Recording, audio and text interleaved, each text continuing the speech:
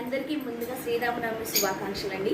మా అమ్మ స్టైల్లో నేను ఈరోజు పానకం చేసి చూపిస్తాను. మీకు కావాల్సినవి యాలకుల పొడి, మిరియాలు, సొంటి పొడి, తులసి ఆకు.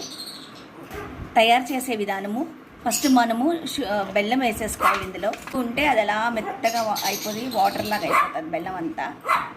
ఇప్పుడు ఇది కరిగిపోయింది కదండి, ఇందులో మనము మిరియాల పొడి వేస్తున్నాను, యాలకుల పొడి వేస్తున్నాను, సొంటి కూడా కొద్దిగా సొంటి పొడి కూడా వేస్తున్నానండి.